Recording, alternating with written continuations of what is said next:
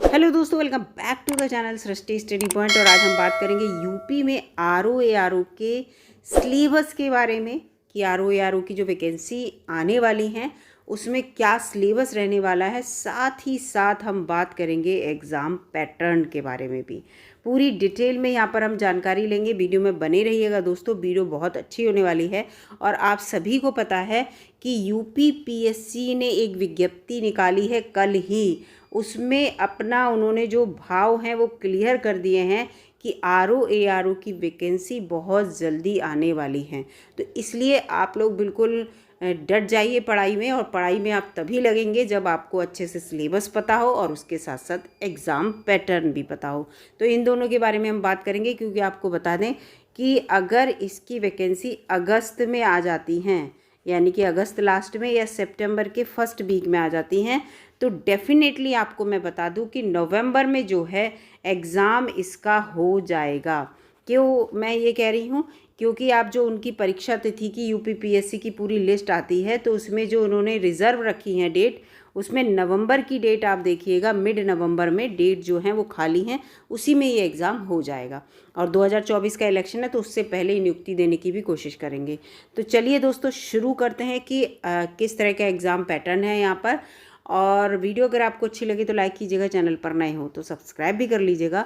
तो आपको मैं बता दूं कि इसकी जो परीक्षा है आरओ की, वो दो रूप में होती है। एक तो इसका होता है प्री, और दूसरा इसका होता है मेंस का एग्ज़ाम। ठीक है, तो इन दोनों पेपर्स की आपको तैयारी करनी होगी। प्री जो होगा वो आपका केवल क्वालिफाइंग टेस्ट होगा, क्वालिफाइंग होगा, और ऑब्जेक्टिव टाइप इसमें क्वेश्चन आते हैं, इसको भी याद रखिएगा। जब आप इस प्री को पास कर लेंगे तभी आप मेंस की परीक्षा दे पाएंगे, जैसे यूपी पीएससी में और होती हैं परीक्षाएं।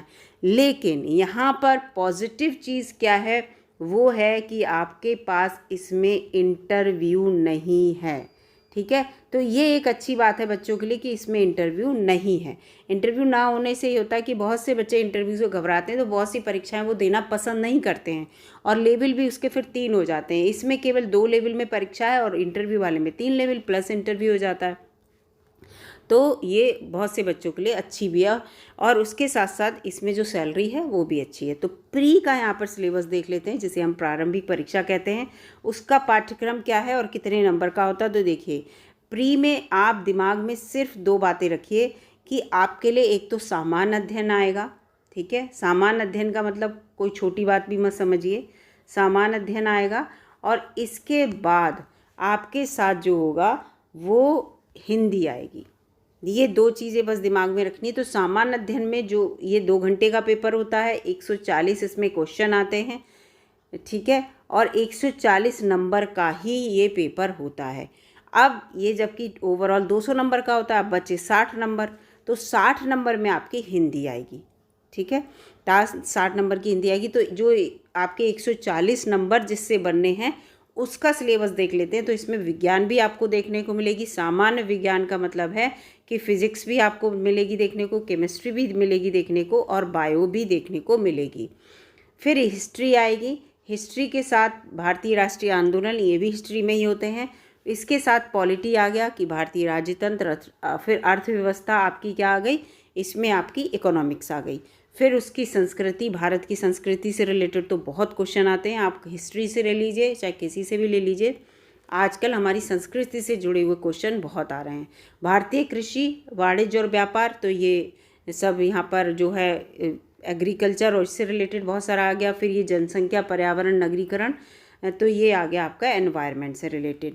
इसके बाद भूगोल आ गई। भूगोल में विश्व भूगोल भी आएगा और भारत का भूगोल भी आएगा, ये याद रखिएगा। जबकि हिस्ट्री में केवल भारत की हिस्ट्री आती है, भूगोल में इसमें विश्व भूगोल, भारत का भूगोल, और प्राकृतिक संसाधन कहाँ कहाँ मिलते हैं, कहाँ कहाँ हैं, ये सब क्वेश्चन आएंगे। यानी कि भूगोल ओवरऑल आपको काफ़ी कुछ तैयार करना होगा। लेकिन आपको मैं बता दूं कि 80% इसमें भारत का आता है, और 20% जो है वो विश्व का आता है। इतना ज़्यादा विश्व का नहीं आता है।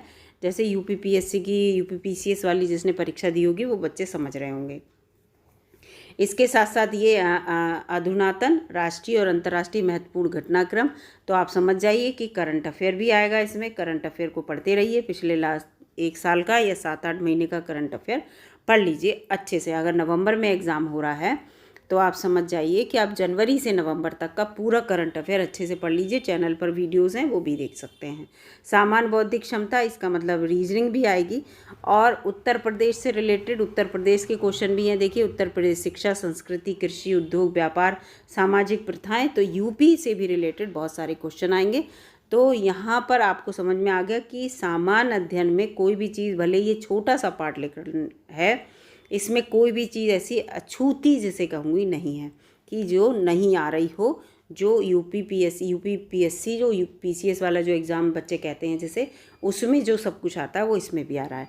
अब हम आते हैं हिंदी, और ये 140 क्वेश्चन आएंगे। अब 60 क्वेश्चन हिंदी के हैं, तो इसमें थोड़ी सी हमें सहूलियत लग रही है। जो बच्चे हिंदी में अच्छे हैं, जिन्हें हिंदी अच्छी आती है, जो इंग्लिश मीडियम के हैं, उनको तो थोड़ी प्रॉब्लम रहेगी, उन्हें अच्छे से पढ़ना होगा। लेकिन हिंदी वाले बच्चे जिन्हें हिंदी आती है, तो आप देखिए 6 टॉपिक हैं केवल। 6 टॉपिक से, हर टॉपिक से 10-10 क्वेश्चन आपको देखने को मिल रहे हैं। यही 6 टॉपिक पढ़ने हैं। तो इसमें आपको विलोम शब्द पढ़ने हैं, वाक्य और वर्तनी शुद्धि पढ़नी है, अनेक शब्दों में एक शब्द जो बनता है वो पढ़ना है, इसके साथ साथ तत्सम तद्भव पढ़ना है, विशेष और विशेषण और पर्यायवाची। इन 6 टॉपिक को आप तैयार कर लेंगे तो 60 नंबर में मुझे नहीं लगता कि आप 55-56 नंबर ना ला पाएँ, अगर आप हिंदी में थोड़े बहुत अच्छे रहे हों तब।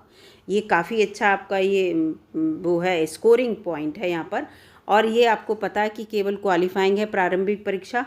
तो बस इतना है कि जितनी परसेंट ये कहें कि हम 14 गुना बुलाएंगे, 14 गुना बुलाएंगे, मान लीजिए इनके पास 100 सीट हैं, तो 14 गुना बुलाने का मतलब क्या हुआ कि ये लोग 1400 लोगों को बुलाएंगे, है ना। यही तो होगा, 100 सीटें होंगी, तो जब आप इसको मल्टीप्लाई करिए तो इसका मतलब ये है कि 14 गुना। तो इसका मतलब क्या है कि उस 14 गुना में आप प्री में जो है उनकी कट ऑफ में आ रहे हों।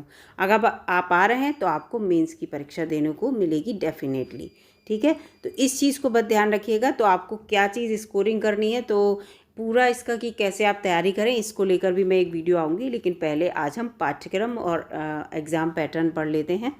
अब आ गई मुख्य परीक्षा, ये है मेंस एग्ज़ाम से रिलेटेड, ठीक है। तो मेंस में आपके 3 स्तर की परीक्षा होगी, यानी कि 3 लेवल होंगे। इसमें देखिए, पहला जो आपका है फर्स्ट होगा सामान्य अध्ययन के। इसमें 120 क्वेश्चन आएंगे और वस्तुनिष्ठ हैं, और 120 नंबर के ही आएंगे, और 2 घंटे आपको मिलेंगे, यानी कि 120 मिनट भी मिलेंगे। और ये ऑब्जेक्टिव टाइप क्वेश्चन है, ये अच्छी बात है यहाँ पर। तो ये तो आपका पहला पोर्शन हो गया। अब इसमें सामान्य अध्ययन में आप समझ जाइए, सामान्य अध्ययन में कौन सा हुआ, सामान्य अध्ययन में जो ऊपर जितने ये सामान्य अध्ययन से रिलेटेड है, यही वाला पैटर्न है। अगला आ गया आपका कि सामान्य हिंदी और आलेखन, इसमें 2 खंड है, इसमें 2 खंड है, याद रखिएगा।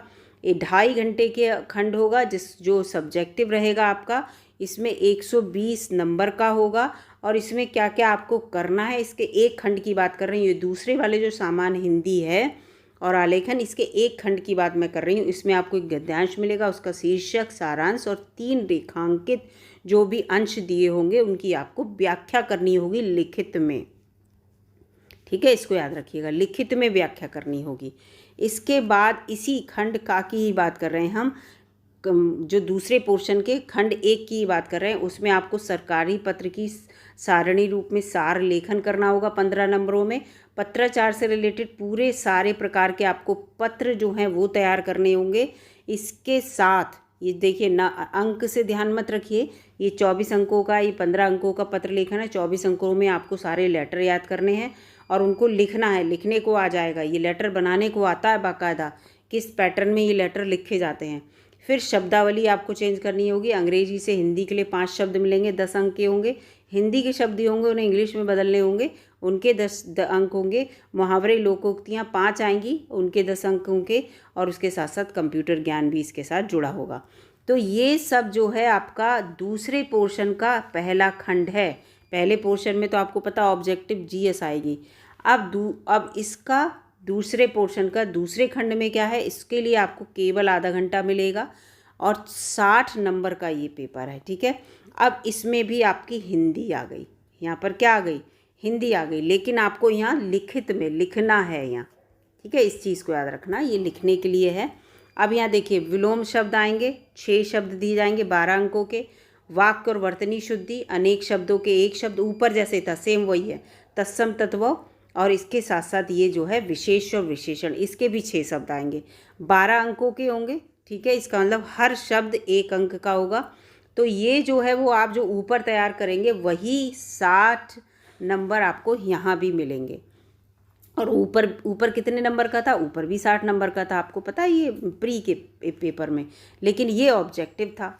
ये कैसा था? ऑब्जेक्टिव था, वो लिखित होगा। इस चीज़ को याद रखिएगा, ठीक है।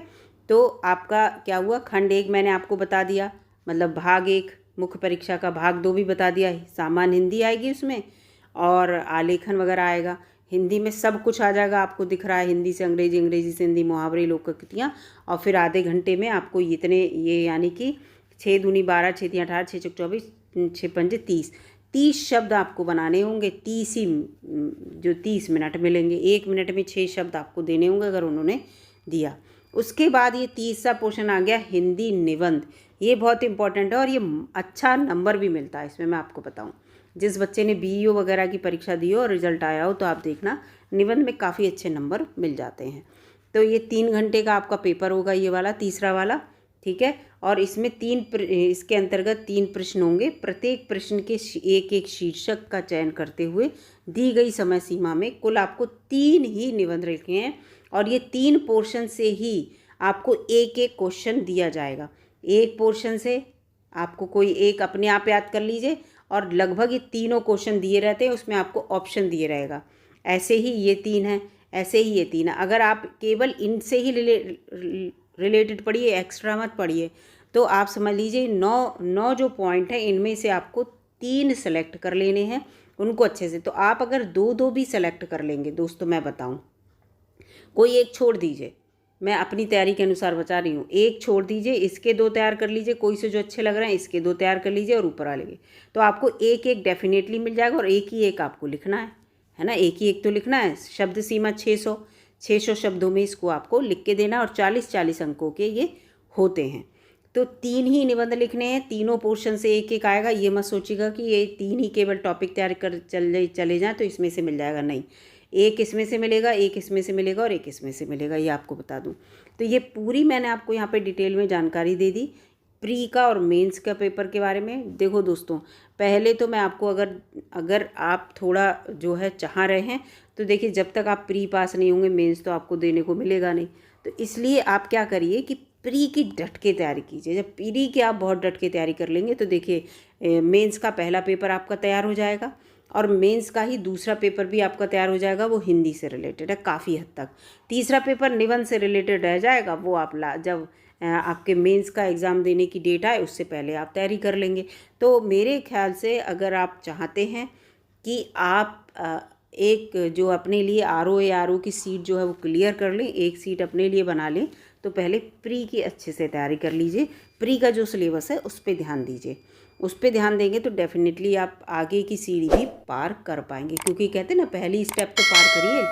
तो इसीलिए मैं आपसे कह रही हूँ, वीडियो में पूरी मैंने आपको जानकारी दे दी और कैसे आपको तैयारी करनी है, क्या क्या आपको पढ़ना है, क्या नहीं पढ़ना है, किस में से कम क्वेश्चन आते हैं, किस में से ज़्यादा आते हैं, या इसका जो आपको मैं बता दूँगी कोई मॉडल पेपर होगा वो भी लेके आऊँगी।